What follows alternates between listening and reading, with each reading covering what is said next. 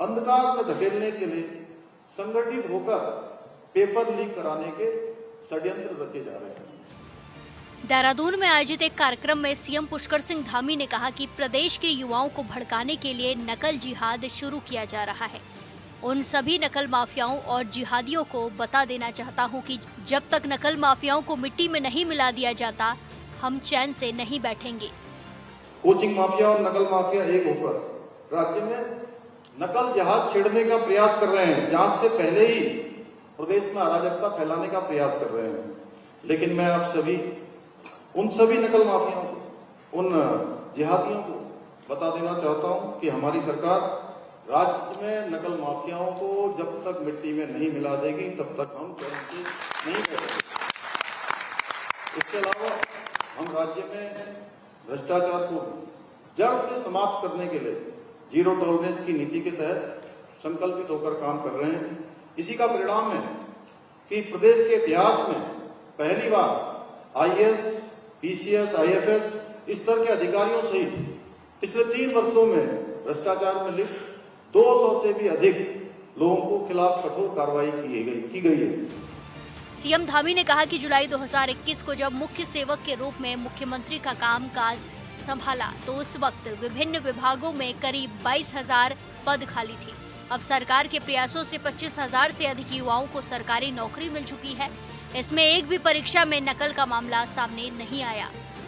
देखिए, किसी भी कीमत पर युवाओं के, नौजवानों के भविष्य के साथ खिलवाड़ नहीं होने दिया जाएगा। चाहे कोई भी इसमें दोषी पाया जाएगा, उसके खिलाफ कार्रवाई होगी। और ये हमारी जीरो टॉलरेंस की नीति है। जब से मैंने इस जिम्मेदारी पर काम करना प्रारंभ किया, जब भी मेरे सामने मामले आए हैं तब हमने इस पर कार्रवाई की है।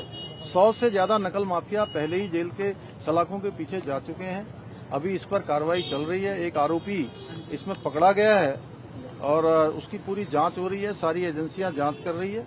जांच के बाद छात्रों के हित में वो सभी निर्णय लिए जाएंगे जो जरूरी होंगे। यूके SSSC पेपर हाउट मामले में हरिद्वार और देहरादून पुलिस लगातार कार्रवाई कर रही है और मामले में मुख्य आरोपी खालिद के साथ उसकी बहन को गिरफ्तार किया गया है। बावजूद राज्य के कई जिलों में युवाओं के साथ कांग्रेस पार्टी के कार्यकर्ता विरोध प्रदर्शन कर रहे हैं, जिसे लेकर बीजेपी का कहना है कि युवाओं को भड़काने की कोशिश की जा रही है, लेकिन सरकार गंभीर है और कड़ी कार्रवाई से पीछे नहीं हटेगी। Bureau report HNN 24/7।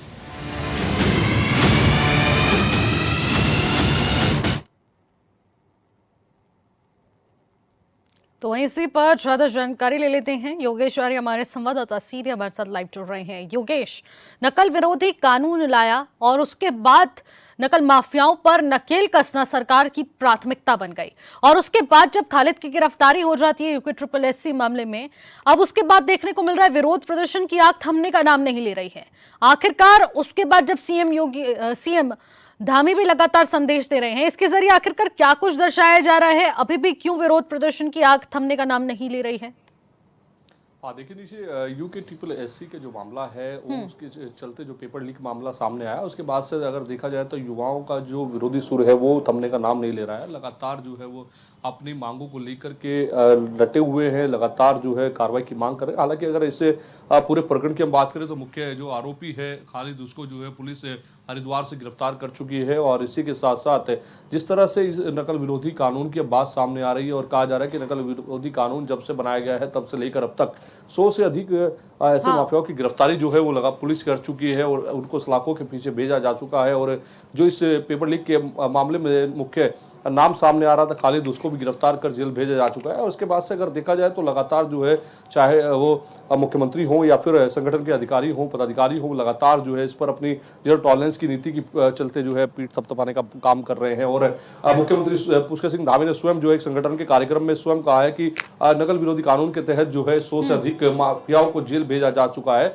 और ऐसे जिहाद के चलते जो है आगे भी कार्रवाई जारी रहेगी। उन्होंने ये भी कहा कि जब तक ऐसे माफियाओं को मिट्टी में नहीं मिला देंगे तब तक ये कार्रवाई जो है वो जारी रहेगी। और जब से उन्होंने इसके लिए जिम्मेदारी ली है तब से वे लगातार इसी काम पर लगे हुए हैं कि किस तरह से जो है युवाओं के साथ कोई छल ना हो। लेकिन उन्होंने ये भी कहा कि लगातार कुछ इस तरह के जो लोग हैं वो लगातार षड्यंत्र रच रहे हैं ताकि जो है इस तरह की चीज़ें सामने आए, राज्य की छवि धूमिल हो और सरकार की छवि धूमिल हो। इसका प्रयास लगातार कर रहे हैं, लेकिन उसके बावजूद जो पुलिस टीम है वो लगातार कर रही है। ऐसे अपराधियों के खिलाफ कार्रवाई करने का काम जो है वो लगातार किया जा रहा है। तो निश्चित तौर पर अगर हम इसको समझे तो बिल्कुल बड़ी कार्रवाई जो है कहीं ना कहीं देखने को मिली है कि अब तक 100 से अधिक अपराधियों के खिलाफ, नकल माफियाओं के खिलाफ कार्रवाई हो चुकी है। और खालिद, जो कि इसका अभी हाल ही में पेपर लीक का जो मामला सामने आया था, उस पर भी जो है बड़ी कार्रवाई देखने को मिली है। हालांकि युवा अभी भी जो है कहीं ना कहीं जो है लगातार मांग कर रहे हैं, डटे हुए हैं उनकी मांगों को लेकर के। जिस तरह से कल भी एक उनमें से दल मिला था कि उनकी बातों को उन्होंने रखा था, लेकिन उसके बावजूद भी कोई समाधान निकलता नहीं दिखाई दे रहा है। लेकिन अब लगातार मुख्यमंत्री भी मंच से अपील कर रहे हैं कि कार्रवाई हो रही है, कोई अन्याय नहीं होने दिया जाएगा और लगातार ये कार्रवाई जारी रहेगी। उन्होंने ये भी कहा कि 25,000 युवाओं को जो है नगर विरोधी कानून बनने के बाद से अब तक जो है वो नौकरी दे चुके हैं और इस पर भी जो है आगे भी जो काम है लगातार जारी रहेगा। लेकिन जो कार्रवाई का मामला है वो लगातार जारी रहेगा। अगर कोई भी युवाओं के भविष्य से खिलवाड़ करेगा उस पर जो है सख्त जो कार्रवाई है वो देखने को मिलेगी। जी ठीक है योगेश, आप हमारे साथ बने रहिए। राजेश बिष्ट जो कि बीजेपी के प्रवक्ता हैं वो इस वक्त हमारे साथ जुड़ रहे हैं बातचीत के लिए। राजेश जी, देखने को मिल रहा है कि प्रदर्शन की आग अभी भी थमने का नाम नहीं ले रही है। सरकार के खिलाफ अभी भी रोष है क्योंकि नकल विरोधी कानून एक तरफ सरकार लेकर आती है और उसके बावजूद भी इतनी बड़ी लापरवाही कि पेपर के शुरू होने के मात्र 35 मिनट बाद सभी के मोबाइल फोन्स में वो एग्जाम पेपर आ जाता है। आखिरकार कैसे? सबसे पहले तो हमें प्रकरण को समझने की आवश्यकता है। प्रकरण है क्या और नकल कहा किसे जाता है? देखिए, नकल की जहां तक बात होती है, नकल तब कहा जाता है जब आपने एग्जाम देने के लिए गए हैं और जो वहां पे अभ्यर्थी बैठे हुए हैं उन अभ्यर्थियों के बैठने से पहले नकल का पेपर उनके पास मौजूद हो और उन्होंने नकल करके उस पेपर में अपनी उपस्थिति दर्ज कराई हो। सबसे पहले मैं आपको बता देता हूं, ये जो प्रकरण है, जिस तरह से जो लोग सुनियोजित तरीके से इस प्रकरण को इतना ज्यादा फैला रहे हैं, लोगों के अंदर भ्रम की स्थिति पैदा कर रहे हैं, वो कौन लोग हैं राजेश जी? वो हैंडलिंग कर रहे हैं, वो थोड़ा सा समय दीजिए। जांच का विषय है, जब जांच होगी, जो इस प्रकरण को इस तरह से आग लगाने का काम कर रहे हैं, धुआं देखने का काम कर रहे हैं और इस तपती आग की ज्वालाएं जब उन लोगों के घरों तक पहुंचेंगी तो आपके सामने होगा कि वो लोग हैं कौन।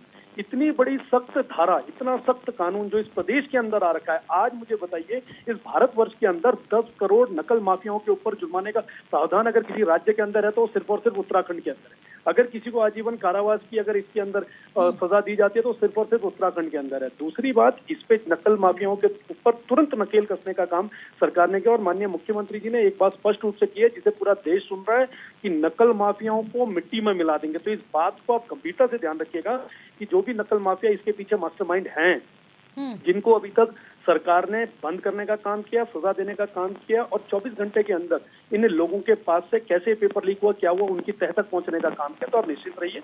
लेकिन मैं उन लोगों को भी कहना चाहता हूं, उन सीधे साधे भोले भाले उत्तराखंडियों को भी कहना चाहता हूं कि आप जिस प्रदेश की सरकार के साये में रह रहे हैं, सरकार जिम्मेदार सरकार है, ये सरकार अपने लोगों के लिए सेवा भाव करने वाली सरकार है। आज तक इस प्रदेश के अंदर पहले हमारे मुख्यमंत्री रहे जिनके कार्यकाल के अंदर 25,000 बच्चों को रोजगार इस सरकार ने देने का काम किया। तो ये आरोप प्रत्यारोप का काम जो विपक्ष गढ़ रहा है, जो लोग इसके पीछे मास्टरमाइंड बन के माननीय मुख्यमंत्री जी की छवि या प्रदेश की सरकार की छवि को खराब करना चाह रहे हैं, मैं उनको आपके वीडियो के माध्यम से लाइव में कहना चाहता हूं कि वो सचेत हो जाएं, ऐसा काम मत करें जिससे प्रदेश की छवि खराब हो रही है। यह संदेश पूरे भारतवर्ष में जाता है जब हम इतनी छोटी और ऐसी नीच मानसिकता वाली बात करके प्रदेश के अंदर लोगों को भड़काने का काम करते हैं। जो लोग इसके पीछे होंगे उनको बख्शा नहीं जाएगा। मिलाने का काम अगर माननीय मुख्यमंत्री ने कहा तो जरूर मिलाएंगे। कांग्रेस के प्रदेश महामंत्री हमारे साथ नवीन जी भी जुड़ रहे हैं, उनसे भी बातचीत कर लेते हैं और उनसे भी जान लेते हैं कि आखिरकार वो विरोधी तत्व कौन है जो कि युवाओं के भविष्य के साथ खिलवाड़ कर रहे हैं। नवीन जी, यहाँ पर राजेश जी कह रहे हैं कि कुछ विरोधी तत्व हैं जो कि सरकार की मंशा को नाकाम करने के लिए इस तरीके से यहाँ लोगों को गुमराह कर रहे हैं, युवाओं को गुमराह कर रहे हैं। देखिए, यूके ट्रिपल एससी में जो पेपर लीक हुआ है, हाँ, ये भारतीय जनता पार्टी की सबसे बड़ी नाकामी है, क्योंकि प्रदेश के अंदर पहले भी पेपर लीक हुआ था। हाकम सिंह कौन था? इनके भारतीय जनता पार्टी से क्या संबंध थे? उनको पकड़ा जरूर, लेकिन वो कितने समय में जेल रहे? उससे पहले छूट के आ गए। जैसे वो छूट के आते हैं उसके बाद उनका इतना बड़ा वो है साम्राज्य उन्होंने स्थापित कर दिया है। अधिकारियों से लेकर मंत्रियों से लेकर उनके सभी भाजपा नेताओं से संबंध है। और जैसे बाहर निकले तो उन्होंने अपनी गोटी दोबारा से बैठानी शुरू कर दी। एग्जाम से एक दिन पहले हाकम सिंह को गिरफ्तार करना पड़ा और भारतीय जनता पार्टी के संरक्षण में जो कहती थी कि हम देश के अंदर पूरा हमने नकल विरोधी कानून बनाया और बहुत सख्त कानून बनाया, ये तो बड़ी हास्यास्पद बात लगती है।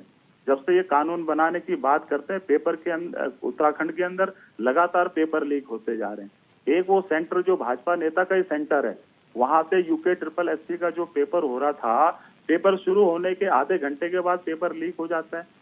क्या कर रही भारतीय जनता पार्टी की सरकार?